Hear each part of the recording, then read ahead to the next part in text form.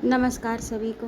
मेरे चैनल में आप सभी का हार्दिक स्वागत है। आज मैं पुनः उपस्थित हूँ प्रसिद्ध कथाकार एवं उपन्यासकार मुंशी प्रेमचंद द्वारा लिखित उपन्यास निर्मला का अगला भाग अर्थात 13वां भाग लेकर। और इसके पहले के जो भी भाग हैं वो आपको मेरे इसी चैनल पर प्लेलिस्ट के अंतर्गत प्राप्त हो जाएंगे।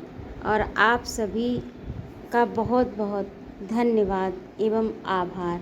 इस समय आप सभी का बहुत प्यार और स्नेह मुझे मिल रहा है, इसलिए अनंत हार्दिक आभार आप सभी का।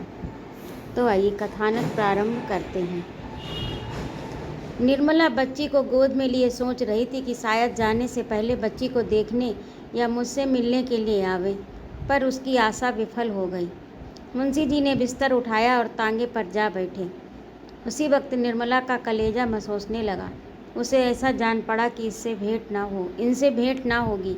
वह अधीर होकर द्वार पर आई कि मुंशी जी को रोक ले, पर तांगा चल चुका था। दिन गुजरने लगे। 1 महीना पूरा निकल गया, लेकिन मुंशी जी न लौटे, कोई खत भी न भेजा। निर्मला को अपनी यही चिंता बनी रहती कि वह लौट कर न आए तो क्या होगा। उसे इसकी चिंता न होती कि उन पर क्या बीत रही होगी, वह कहाँ मारे मारे फिरते होंगे, स्वास्थ्य कैसा होगा। उसे केवल अपनी और उससे भी बढ़कर बच्ची की चिंता थी। गृहस्थी का निर्वाह कैसे होगा, ईश्वर कैसे बेड़ा पार लगाएंगे, बच्ची का क्या हाल होगा। उसने कतर ब्योत करके जो रुपए जमा कर रखे थे, उसमें कुछ न कुछ रोज ही कमी होती जाती थी। निर्मला को उसमें से एक एक पैसा निकालते इतना अखर रहा था मानो कोई उसकी देह से रक्त निकाल रहा हो। झुंझलाकर मुंशी जी को कोसती। लड़की किसी चीज़ के लिए रोती तो उसे अभागिन कलमुही कहकर झल्लाती। यही नहीं, रुक्मिणी का घर में रहना उसे ऐसा जान पड़ता था मानो वह गर्दन पर सवार है। जब हृदय जलता है तो वाणी भी अग्निमय हो जाती है। निर्मला बड़ी मधुर भाषणी स्त्री थी, पर अब उसकी गणना कर्कश स्त्रियों में की जा सकती थी। दिन भर उसके मुंह से जली कटी बातें निकला करती। उसके शब्दों की कोमलता न जाने कहाँ खो गई। भावों में माधुर्य का कहीं नाम नहीं। भूंगी बहुत दिनों से इस घर में नौकर थी, स्वभाव की सहनशील थी, पर ये 8 पहर की बक बक उससे भी न सही गई। एक दिन उसने भी घर की राह ली, यहाँ तक कि जिस बच्ची को प्राणों से भी अधिक प्यार करती थी, उसकी सूरत से भी घृणा हो गई। बात बात पर घुड़क पड़ती, कभी कभी मार बैठती। रुक्मिणी रोई हुई बालिका को गोद में बैठा लेती, चुपकार कर दुलार कर चुप कराती। उस अनाथ के लिए अब यही एक आश्रय रह गया था। निर्मला को अब अगर कुछ अच्छा लगता तो वह केवल सुधा से बातें करना। वह वहाँ जाने का अवसर खोजती रहती। बच्ची को अब वह अपने साथ नहीं ले जाना चाहती थी। पहले जब बच्ची को अपने घर सभी चीज़ें खाने को मिलती थी तो वह वहाँ जाकर हंसती खेलती थी। अब वहीं जाकर उसे भूख लगती थी। निर्मला उसे घूर घूर कर देखती, मुठियाँ बांध बांध कर धमकाती, पर लड़की भूख की रट लगाना न छोड़ती। इसलिए निर्मला उसे साथ न ले जाती। सुधा के पास बैठकर उसे मालूम होता कि मैं आदमी हूँ। सुधा के पास बैठकर उसे मालूम होता था कि मैं आदमी हूँ। उतनी देर के लिए वे चिंताओं से मुक्त हो जाती, जैसे शराबी शराब के नशे में सारी चिंताएं भूल जाता है। उसी तरह निर्मला सुधा के घर आकर सारी बातें भूल जाती थी। जिसने उसे उसके घर पर देखा वह उसे वहाँ देखकर चकित रह जाता। वही कर्कशा कटुभाषणी स्त्री यहाँ आकर हास्य विनोद और माधुर्य की पुतली बन जाती थी। यौवन काल की स्वाभाविक वृत्तियाँ अपने घर पर रास्ता बंद पाकर यहाँ किलोले करने लगती थीं। यहाँ आते वक्त वह मांग चोटी कपड़े लत्ते से लैस होकर आती, यथासाध्य अपनी विपत्ति कथा को मन में ही रखती। वह यहाँ रोने के लिए नहीं, हंसने के लिए आती थी, पर कदाचित उसके भाग्य में ये सुख भी नहीं लिखा था। निर्मला मामूली तौर पर दोपहर को या तीसरे पहर सुधा के घर आया करती थी। एक दिन उसका जी इतना हुआ कि सवेरे ही आ पहुंची। सुधा नदी स्नान करने गई थी। डॉक्टर साहब अस्पताल जाने के लिए कपड़े पहन रहे थे। मैरी अपने काम धंधे में लगी थी। निर्मला अपनी सहेली के कमरे में जाकर निश्चिंत बैठ गई। उसने समझा सुधा कोई काम कर रही होगी, अभी आती होगी। जब बैठे 2-3 मिनट गुजर गए तो उसने अलमारी से तस्वीरों की एक किताब उतार ली और केस खोल पलंग पर लेटकर चित्र देखने लगी। इसी बीच डॉक्टर साहब को किसी ज़रूरत से निर्मला के कमरे में आना पड़ा। अपनी ऐनक ढूंढते फिरते थे, बेधड़क अंदर चले आए। निर्मला द्वार की ओर केस खोले लेटी थी। डॉक्टर साहब को देखते ही चौंक कर उठ बैठी और सिर ढांकती हुई चारपाई से उतरकर खड़ी हो गई। डॉक्टर साहब ने लौटते हुए चिक के पास खड़े होकर कहा, क्षमा करना निर्मला, मुझे मालूम नहीं था कि तुम यहाँ हो। मेरी ऐनक मेरे कमरे में नहीं मिल रही, न जाने कहाँ उतार कर रख दी। मैंने समझा शायद यहाँ हो। निर्मला अपने चारपाई के सिरहाने आले पर निगाह डाली तो ऐनक की डिबिया दिखाई पड़ी। उसने आगे बढ़कर डिबिया उतार ली और सिर झुकाए, देह समेटे संकोच से डॉक्टर साहब की ओर हाथ बढ़ाया।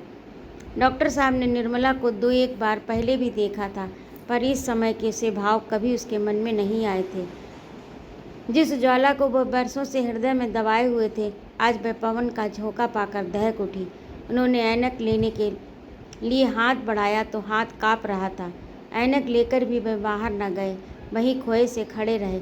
निर्मला ने इस एकांत से भयभीत होकर पूछा, सुधा कहीं गई है क्या?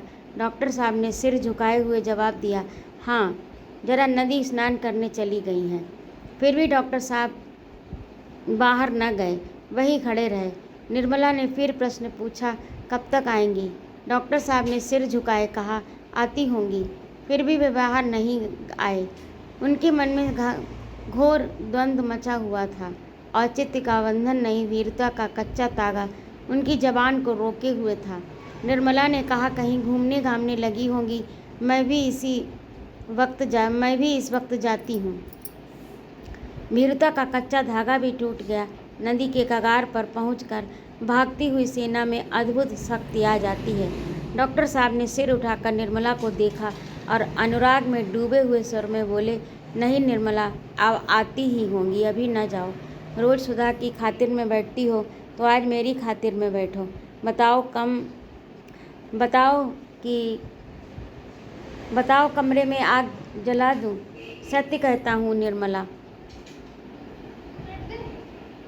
आज मेरी खातिर में बैठो। सॉरी, गलत हो गई लाइन।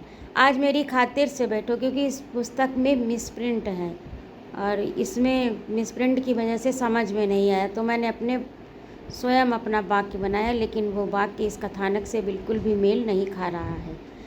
इसका कथानक होना चाहिए, बताओ कब तक इस आग में जला करूं? सत्य कहता हूँ निर्मला। निर्मला ने कुछ और नहीं सुना। उसे ऐसा जान पड़ा मानो सारी पृथ्वी चक्कर खा रही है, मानो उसके प्राणों पर सहस्त्रों वज्रों का आघात हो रहा है। उसने जल्दी से अलगनी पर टंगी हुई चादर उतार ली और बिना मुंह से एक शब्द निकाले कमरे से निकल गई। डॉक्टर साहब खिसियाए हुए से रोना मुंह बनाए खड़े रहे। उसको रोकने की या कुछ कहने की हिम्मत ना पड़ी। निर्मला जीव ही द्वार पर पहुंची, उसने सुधा को तांगे से उतरते देखा। सुधा उसे निर्मला ने अवसर न दिया। सुधा को निर्मला ने अवसर न दिया, तीर की तरह झपट कर चली। सुधा एक क्षण तक विस्मय की दशा में खड़ी रही। बात क्या है, उनकी समझ में कुछ नहीं आया। वह व्यग्र हो उठी, जल्दी से अंदर गई, महरी से पूछने लगी, क्या बात हुई? वह अपराधी का पता लगाएगी और अगर उसे मालूम हुआ कि महरी या और किसी नौकर ने उसे कोई अपमान सूचक बात कही है तो वह खड़े खड़े निकाल देगी। लपकी हुई वह अपने कमरे में गई। अंदर कदम रखते ही डॉक्टर को मुंह लटकाए चारपाई पर बैठे देखा। पूछा, निर्मला यहाँ आई थी? डॉक्टर साहब ने सिर खुजलाते हुए कहा, हाँ आई तो थी। सुधा, किसी महरी ने कुछ कहा? बोला कि नहीं, मुझसे तो बोली तक नहीं, झपट कर निकल गई। डॉक्टर साहब की मुख कांति मलिन हो गई। कहा, यहाँ तो उन्हें किसी ने कुछ नहीं कहा। सुधा, किसी ने कुछ नहीं कहा? देखो मैं पूछती हूँ ना, ईश्वर जानता है, पता पा जाऊँगी तो खड़े खड़े निकाल दूँगी। डॉक्टर साहब सिटपिटाते हुए बोले, मैंने तो किसी को कुछ कहते नहीं सुना। तुम्हें उन्होंने देखा ना होगा। सुधा, वाह, देखा ना होगा? उनके सामने से मैं तांगे से उतरी हूँ और उन्होंने मेरी ओर ताका भी नहीं। इस कमरे में आई थी। डॉक्टर साहब के प्राण सूखे जा रहे थे। हिचकिचाते हुए बोले, आई क्यों नहीं थी? सुधा तुम्हें यहाँ बैठे देख कर चली गई होंगी। बस किसी महरी ने कुछ कह दिया होगा। नीच जात है ना, किसी को बात करने की तमीज़ तो है नहीं। अरे ओ सुंदरियों, अरे यहाँ आओ जरा। डॉक्टर उसे क्यों बुलाती हो? वह यहाँ से सीधे दरवाजे की तरफ गए। महरियों से बात तक नहीं हुई। सुधा तो फिर तुम्ही ने कुछ कह दिया होगा। डॉक्टर साहब का कलेजा धक धक करने लगा। बोले भला मैं क्या कह देता? क्या मैं ऐसा गंवार हूँ? सुधा तुमने उन्हें आते देखा तब भी बैठे रह गए। डॉक्टर मैं यहाँ था ही नहीं, बाहर बैठक में अपनी ऐनक ढूंढता रहा।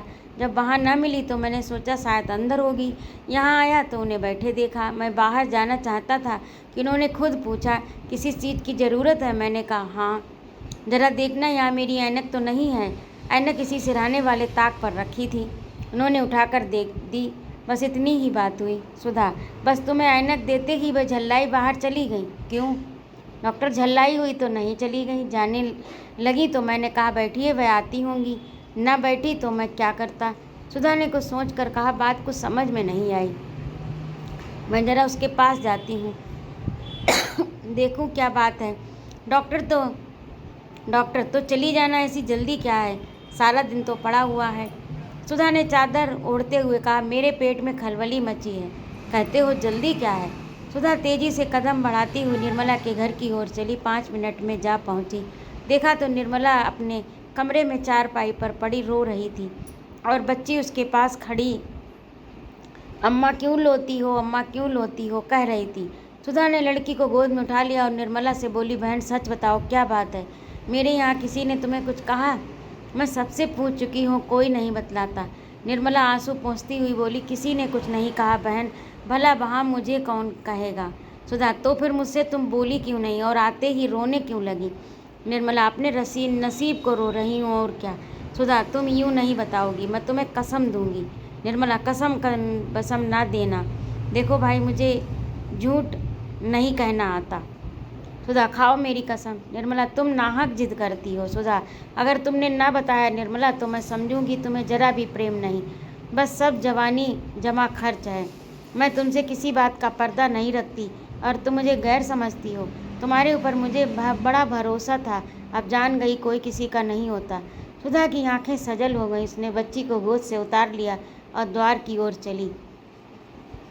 निर्मला ने उठाकर उसका हाथ पकड़ लिया और रोती हुई बोली सुधा मैं तुम्हारे पैर पड़ती हूँ, मत पूछो, सुनकर दुख होगा और शायद मैं फिर तुम्हें अपना मुंह न दिखा सकूं। मैं अभागिन न होती तो ये दिन क्यों देखती।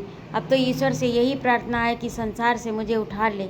ये दुर्गति हो रही है, आगे न जाने क्या होगा। इन शब्दों में जो संकेत था वह बुद्धिमती सुधा से छिपा न रह सका। वह समझ गई डॉक्टर साहब ने कुछ छेड़छाड़ की है। उनका हिचक हिचक कर बातें करना, उनके प्रश्नों को टालना, उनकी ये ग्लानिमयी कांतिहीन मुद्रा उसे याद आ गई। वह सिर से पांव तक काँप उठी। बिना कुछ कहे सुने सिंहनी की भांति क्रोध से भरी हुई द्वार की ओर चली। निर्मला ने उसे रोकना चाहा पर रोक न सकी। देखते देखते वह सड़क पर आ गई और घर की ओर चली। तब निर्मला वहीं भूमि पर बैठ गई, फूट फूट कर रोने लगी। निर्मला दिन भर चारपाई पर पड़ी रही। मालूम होता उसकी देह में प्राण नहीं। न स्नान किया, न भोजन के लिए उठी। संध्या समय उसे ज्वर आया। रात भर देह तवे सी तपती रही। दूसरे दिन ज्वर न उतरा। हाँ कुछ कम हो गया। वह चारपाई पर लेटी हुई निश्चल नेत्रों से द्वार की ओर ताक रही थी। चारों ओर शून्य था, अंदर भी शून्य, बाहर भी शून्य। कोई चिंता नहीं थी, न कोई स्मृति, न कोई दुख। मस्तिष्क में स्पंदन की शक्ति ही न रही। सहसा रुक्मिणी बच्चे को गोद में लिए हुए आकर खड़ी हो गई। निर्मला ने कहा क्या ये बहुत रोती थी? रुक्मिणी नहीं, ये तो सिसकी तक नहीं। रात भर चुपचाप पड़ी रही। सुधा ने थोड़ा सा दूध भेज दिया था। निर्मला अहिरिन दूध नहीं दे गई। रुक्मिणी कहती थी कि पिछले पैसे दे दो तब दूध दूंगी। तुम्हारा जी अब कैसा है? निर्मला मुझे कुछ नहीं हुआ, कल देह गर्म हो गई थी। रुक्मिणी डॉक्टर साहब का बुरा हाल है। निर्मला ने घबराकर पूछा क्या हुआ? कुशल से हैं? रुक्मिणी कुशल से हैं कि लाश उठाने की तैयारी हो रही है। कोई कहता है जहर खा लिया था, कोई कहता है दिल का चलना बंद हो गया। भगवान जाने क्या हुआ। निर्मला ने ठंडी सांस ली और रूंधे हुए कंठ से बोली हाय भगवान, सुधा की क्या गति होगी, कैसे जिएगी। ये कहते कहते वह रो पड़ी और बड़ी देर तक सिसकती रही। तब बड़ी मुश्किल से उठकर सुधा के पास जाने को तैयार हुए। पांव थर थर काँप रहे थे। दीवार थामे खड़ी थी, पर जी न मानता था। न जाने सुधा ने यहाँ से आकर पति से क्या कहा। मैंने तो उनसे कुछ कहा भी नहीं। न जाने मेरी बातों का वह क्या मतलब समझी। हाय, ऐसे रूपवान, दयालु, ऐसे सुशील प्राणी का ये अंत! अगर निर्मला को मालूम होता कि उसके क्रोध का ये भीषण परिणाम होगा, तो वह जहर का घूंट पीकर भी उस बात को हंसी में उड़ा देती। ये सोचकर मेरी ही निष्ठुरता के कारण डॉक्टर साहब का ये हाल हुआ। निर्मला के हृदय के टुकड़े होने लगे। ऐसी वेदना होने लगी मानो हृदय में सूल उठ रहा हो। मैं डॉक्टर साहब के घर चली। लाश उठ चुकी थी, बाहर सन्नाटा था। घर में स्त्रियां जमा थी। सुधा जमीन पर बैठी रो रही थी। निर्मला को देखते ही जोर से चिल्लाकर रो पड़ी, आकर उसकी छाती से लिपट गई। दोनों देर तक रोती रहीं। जब औरतों की भीड़ कम हुई और एकांत हो गया, निर्मला ने पूछा, ये क्या हो गया बहन, तुमने क्या कह दिया? सुधा अपने मन को इसी प्रश्न का उत्तर कितनी बार दे चुकी थी। उसका मन जिस उत्तर से शांत हो गया था, वही उत्तर उसने निर्मला को दे दिया। बोली, चुप भी तो न रह सकती थी बहन, क्रोध की बात पर क्रोध आती ही है। निर्मला, मैंने तुमसे कोई ऐसी बात भी नहीं कही थी। सुधा, तुम कैसे कहती, कह ही नहीं सकती थी, लेकिन उन्होंने जो बात कही थी वह कह दी। उस पर मैंने जो कुछ मुंह में आया कहा। जब एक बात दिल में आ गई तो उसे हुआ ही समझना चाहिए।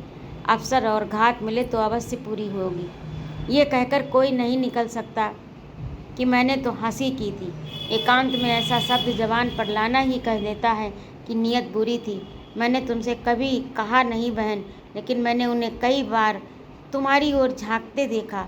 उस वक्त मैंने भी यही समझा कि शायद मुझे धोखा हो रहा हो। अब मालूम हुआ कि उनका ताक झांक का क्या मतलब था। अगर मैंने दुनिया ज़्यादा देखी होती तो तुम्हें अपने घर न आने देती। कम से कम तुम पर उनकी निगाह कभी नहीं पड़ती। लेकिन यह क्या जानती थी कि पुरुषों के मुंह में और मन में कुछ और होता है, मन में कुछ और होता है, मुंह में कुछ और होता है। पुरुषों के मुंह में कुछ और, मन में कुछ और होता है। ईश्वर को जो मंजूर था वह हुआ। ऐसे सौभाग्य से मैं वैधव्य को बुरा नहीं समझती। दरिद्र प्राणी उस धनी से कहीं अधिक सुखी है जिसे उसका धन सांप बनकर काटने को दौड़े। उपवास कर लेना आसान है, विषैला भोजन करना उससे भी मुश्किल। इसी वक्त डॉक्टर सिन्हा के छोटे भाई और प्रसन्ना ने घर में प्रवेश किया। घर में कोहराम मच गया। 1 महीना गुजर गया। सुधा अपने देवर के साथ तीसरे ही दिन चली गई। अब निर्मला अकेली थी। पहले हंस बोलकर जी बहला लिया करती थी, अब रोना ही एक काम रह गया। उसका स्वास्थ्य दिन दिन बिगड़ता जा रहा था। पुराने मकान का किराया अधिक था। दूसरा मकान थोड़े किराए का लिया। ये तंग गली में था। अंदर एक कमरा था, छोटा सा आंगन, न प्रकाश जाता न वायु, दुर्गंध उड़ा करती। भोजन का ये हाल कि पैसे रहते हुए भी कभी कभी उपवास करना पड़ता। अब बाजार कौन जाए? घर में कोई मर्द नहीं, कोई लड़का नहीं। रोज़ भोजन बनाने का कष्ट कौन उठाए? औरतों के लिए रोज़ भोजन करने की आवश्यकता ही क्या? अगर एक वक्त खा लिया तो 2-3 दिन के लिए छुट्टी हो गई। बच्ची के लिए ताज़ा हलवा या रोटी बन जाती थी। ऐसी दशा में स्वास्थ्य क्यों न बिगड़ता? चिंता, शोक, दुरावस्था एक हो तो कोई कहे। यहाँ तो त्रय ताप का धावा था। उस पर निर्मला ने दवा खाने की कसम खा ली थी। करती ही क्या? उन थोड़े से रुपयों में दवा की गुंजाइश कहाँ थी? जहाँ भोजन का ठिकाना न था, वहाँ दवा का जिक्र क्या? दिन दिन सूखती चली जाती थी। एक दिन रुक्मिणी ने कहा, बहू, इस तरह कब तक घुला करोगी? जी है तो जहान है, चलो किसी वैद्य को दिखा लाऊं। निर्मला ने विरक्त भाव से कहा, जिसे रोने के लिए जीना हो उसका मर जाना ही अच्छा। रुक्मिणी, बुलाने से तो मौत नहीं आती। निर्मला, मौत तो बिना बुलाए आती है, बुलाने में क्यों ना आएगी? उसके आने में बहुत दिन लगेंगे बहन। जय दिन चलती हूँ उतने साल समझ लीजिए। रुक्मिणी, ऐसा दिल छोटा मत करो बहू, अभी संसार का सुख ही क्या देखा। निर्मला, अगर संसार का यही सुख है जो इतने दिनों से देख रही हूँ तो उससे भी जी भर गया। सच कहती हूँ बहन, इस बच्ची का मोह मुझे बांधे है, नहीं तो अब तक कभी की चली गई होती। न जाने इस बेचारी के भाग्य में क्या लिखा है। दोनों महिलाएं रोने लगीं। इधर जब से निर्मला ने चारपाई पकड़ी, रुक्मिणी के हृदय में दया का स्रोत खुल गया। द्वेष का लेस भी नहीं रहा। कोई काम करती हूँ, निर्मला की आवाज़ सुनते ही दौड़ती। घंटों उसके पास कथा पुराण सुनाती। कोई ऐसी चीज़ पकाना चाहती जिसे निर्मला रुचि से खाए। निर्मला को कभी हंसते देख लेती तो निहाल हो जाती। बच्ची को तो अपने गले का हार बनाए रहती, उसी की नींद सोती, उसी की नींद जागती। वही बालिका अब उसके जीवन का आधार है। रुक्मिणी ने जरा देर बाद कहा, बहू तुम इतनी निराश क्यों होती हो? भगवान चाहेंगे तो तुम 2-4 दिन में अच्छी हो जाओगी। मेरे साथ आज वैद्य जी के पास चल, बड़े सज्जन हैं। निर्मला, दीदी अब मुझे किसी वैद्य हकीम की दवा फ़ायदा न करेगी, आप मेरी चिंता न करें। बच्ची को आपकी गोद में छोड़े जाती हूँ। अगर जीती जागती रहे तो किसी अच्छे कुल में विवाह कर दीजिएगा। मैं तो इसके लिए अपने जीवन में कुछ ना कर सकी। केवल जन्म देने भर की अपराधिनी हूँ। चाहे कुंवारी रखिएगा, चाहे विष देकर मार दीजिएगा, पर कुपात्र के गले न मढ़िएगा। इतनी ही आपसे मेरी विनय है। मैंने आपकी कुछ सेवा नहीं की, इससे बड़ा दुख हो रहा है। मुझ अभागिन से किसी को सुख नहीं मिला। जिस पर मेरी छाया पड़ गई उसका सर्वनाश हो गया। अगर स्वामी जी कभी घर आएँ तो उनसे कहिएगा कि इस कर्मजली के अपराध क्षमा कर दें। रुक्मिणी रोती हुई बोली, बहू तुम्हारा कोई अपराध नहीं। ईश्वर से कहती हूँ तुम्हारी ओर से मेरे मन में जरा भी मैल नहीं। मैंने सदैव तुम्हारे साथ कपट किया, इसका मुझे मरते दम तक दुख रहेगा। निर्मला ने कातर नेत्रों से देखते हुए कहा, दीदी जी कहने की बात नहीं, पर बिना कहे रहा नहीं जाता। स्वामी जी ने हमेशा मुझे अविश्वास की दृष्टि से देखा, लेकिन मैंने कभी मन से भी उनकी उपेक्षा नहीं की। जो होना था वह तो हो ही चुका। अधर्म करके अपना परलोक क्यों बिगाड़ती? पूर्व जन्म में न जाने कौन सा पाप किया था जिसका ये प्रायश्चित करना पड़ा। इस जन्म में कांटे बोती तो कौन गति को प्राप्त होती। निर्मला की सांस बड़े वेग से चलने लगी, फिर खाट पर लेट गई। बच्ची की ओर एक दृष्टि से देखा तो उसके चरित्र जीवन की संपूर्ण व्यथा कथा की बृहद आलोचना थी। वाणी में इतनी सामर्थ्य कहाँ। 3 दिनों तक निर्मला की आंखों में आंसुओं की धारा बहती रही। वह न किसी से बोलती, न किसी की ओर देखती, न किसी का कुछ सुनती, बस रोए चली जाती थी। उस वेदना का कौन अनुमान कर सकता था। चौथे दिन संध्या समय वह विपत्ति कथा समाप्त हो गई। उसी समय जब पशु पक्षी अपने बसेरे को लौट रहे थे, निर्मला का प्राण पक्षी भी दिन भर शिकारियों के निशानों, शिकारी चिड़ियों के पंजों और वायु के प्रचंड झोंकों से आहत और व्यथित अपने बसेरे की ओर उड़ गया। मोहल्ले के लोग जमा हो गए, लाश बाहर निकाली गई। कौन दाह करेगा, यह प्रश्न उठा। लोग इसी चिंता में थे कि सहसा एक बूढ़ा पथिक एक बगचा लटकाए आकर खड़ा हो गया। ये थे मुंशी तोताराम। तो ये था उपन्यास का अंतिम भाग। इस तरह से आपका ये उपन्यास मुंशी प्रेमचंद द्वारा लिखित निर्मला पूरा हुआ। अगले अंक में मैं फिर से उपस्थित होती हूँ नया कथानक लेकर। सुनिएगा। और यदि आपको मेरा कहानी सुनाना अच्छा लगता हो तो कृपया मेरे चैनल को लाइक करिए, कमेंट करिए और सब्सक्राइब भी करिए तथा अपने दोस्तों में शेयर भी करिए। आपका एक सहयोग मेरे लिए बहुत बड़ा सहायक होगा। जय माँ भारती।